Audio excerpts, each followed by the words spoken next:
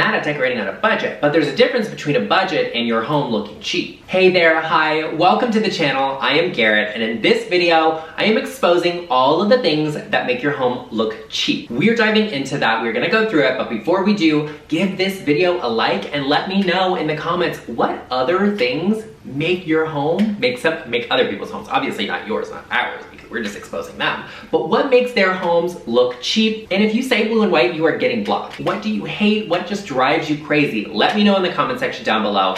Like this video, be sure you are subscribed to the channel and have that bell notification turned on to get notified every time I upload, and let's get into the video. Now, the first thing that is making your home look cheap is something that you know I cannot stand, and that is an area rug over wall-to-wall carpet.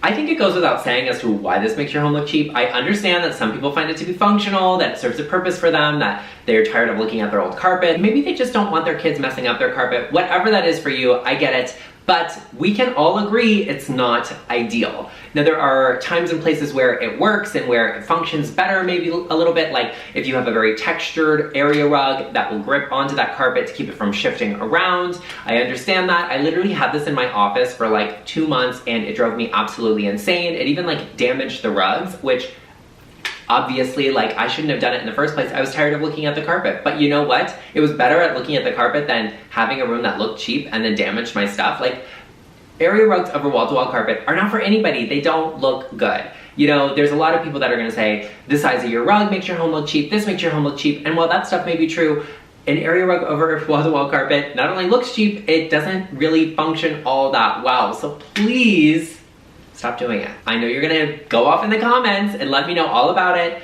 Feel free to. I can't wait to hear what your reasoning is for as to why this does not make your home look cheap, because it does. The next thing that is making your home look cheap is that you are not using the right scale lighting. I have had so many questions about lighting. You all ask me all of the time, and in my opinion, go big or go home. I want your lighting to be an appropriate scale for the space. You know, there's just nothing worse than like a small, cheap little light fixture, not even necessarily cheap, just small light fixture in a room that just doesn't fill the space. It looks too precious and dainty and small, or that is not the right proportions. If you have low ceilings like I do, but a really wide room, you need to get a light fixture that sits closer to the ceiling, but that is wide, so that it looks proportionate in scale to the space. Or if you have very tall ceilings, go for a light fixture that is more vertical in nature, that's gonna fill that space in really well. Also, you may find that a larger light fixture has more lights in it that will provide an appropriate amount of light. You might also find it provides too much. Go for a dimmer switch. For example, in my last home, I had double height ceilings, 20-foot high ceilings, and I had to go for huge light fixtures. They were about 8 feet tall, they were crystal chandeliers and had 24 lights on each of them, but that was the appropriate size for the space. That was the only thing that filled it up and made it look even somewhat proportionate. You're gonna have to go big in your light fixtures or go home. There's nothing worse, nothing looks cheaper than an undersized light fixture in a big space. Now, before we get into the next thing that's making your home look cheap, I am so excited to share with you today's video sponsor, Skillshare. I know what I know, but I also know what I don't know. And what I don't know, I can't teach you, but today's video sponsor can. That's why I love Skillshare. Skillshare is an online learning community that doesn't have time constraints and is ad-free, where they can provide you with continuing and targeted in-depth classes, not only in design, but in just about any category you can think of. I love educating myself, I love knowing, and I love teaching you, but there's only so much that I can share with you. And that's also why I love Skillshare. Their easy-to-use platform makes enhancing your knowledge on topics you're actually passionate about not only fun, but easy. They have classes about design, cooking, organization, and meditation. You can learn about specific topics or broad categories, and they have literally thousands of classes and millions of members who love taking the next step in their creative journey. I have really been enjoying Jonathan Van Ness's new class, The Ultimate Self-Care Playbook, Discover and Nurture Your Centered Self. It's all about creating a self-care planner and really understanding what self-care means for you. With my busy schedule of running multiple businesses, a YouTube channel, and a household, things can get overwhelming really quickly. But Jonathan's class has really helped me to set aside the time to treat and look after myself, making me better at and more passionate about the things I already love. And there's nothing better than getting better, trust me. I know. Accomplishing growth is satisfying, and Skillshare makes it simple. And the first 1,000 people to use the link in the description will get a free 1-month trial of premium Skillshare membership so you can explore your creativity. And if it ain't premium, it ain't LeChic. Now let's get back to the video. The next thing that is making your home look cheap is that you're buying everything in the same texture, the same fabric, the same material. It's tired, it's boring, it is too much of the same thing. You wanna have some variation in it. So don't go for every single thing velvet. Don't go for every single thing linen. Don't go for every single thing in boucle, even though I love it. Don't go for everything in the same material. You wanna mix it up. You wanna have a play in visual texture. And so that means pair that linen with a velvet. It's gonna look luxe, it's gonna look sumptuous. Pair it with a chenille, maybe a mohair, something really interesting that's different and unique. Maybe it's even just a cut velvet. There's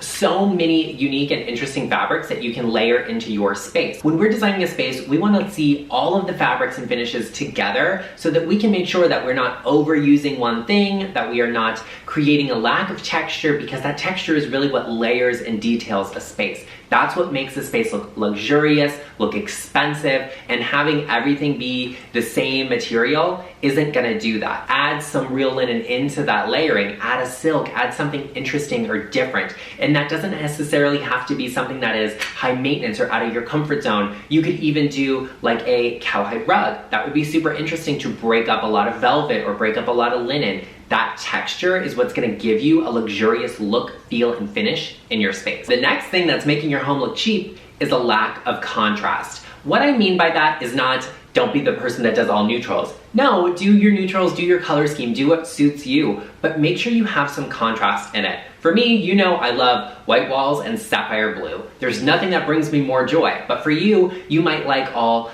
taupes, ivories, creams, beiges. Beautiful, I love that for you, but make sure you have contrast in there, whether that is black, or it might even just be a wrought iron, it might be oil rub bronze finishes, or you might even just have really beautiful wood tones that you like to use. You know I love beige, but you want to make sure that you are using it in an appropriate way and having some contrast or visual interest in that. Otherwise, your home is just gonna look like a 90s beige nightmare, not a organic and modern feeling space. You also want to make sure that you're not overusing the same base tone, but that the base tones in each color works. So, for example, nude has a pink base tone, where beige has a yellow base tone. They're cousins, they're not sisters, they're cousins, they might be friends, that works well, but you want to make sure you're avoiding a brown-red base tone because it's just not going to play well with the other two. You want to make sure that you have good consistency within your color scheme and you have good contrast. But the last thing I'm going to talk about in this video, but it's certainly not the last thing that's making your home look cheap, is the marble everything, but not necessarily real marble or built-in marble. I know that people have opinions about it, and that's okay, but what's making your home really look cheap is fake marble that has no business being there, that is not supposed to be made out of marble. Sweetheart, your marble pillows were not carved by Michelangelo. They're not giving you that luxury look and feel. It looks cheap and tacky and tired. Put some respect on Michelangelo's brand because he's not the one. We don't need to have things that are not supposed to be made out of marble that are printed to look like they're made out of marble. It doesn't make any sense. A marble blanket, that doesn't look comfortable to me. It looks like marble. Marble is cold, it's hard, it's not meant to be a blanket. As a matter of fact, you should check out my All About Marble video where I talk about the places to use marble, how to maintain it, how to take care of it, and how to get it affordably. Be sure to head over and check out that video linked right here and in the description box down below. You want marble to be in places that are supposed to have marble. So floors, countertops, you can have tables made out of marble. That always looks good. A fireplace is a chic place to have marble. A pillow, blankets, do we need to have like dishes that are made out of marble?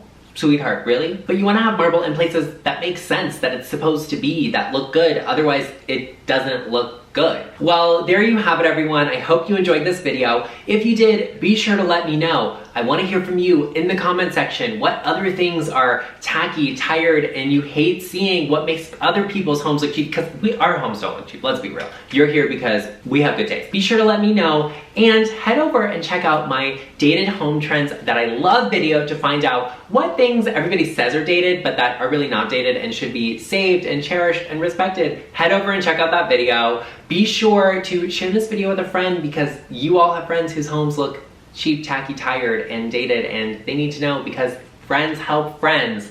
and I will see you in the next one.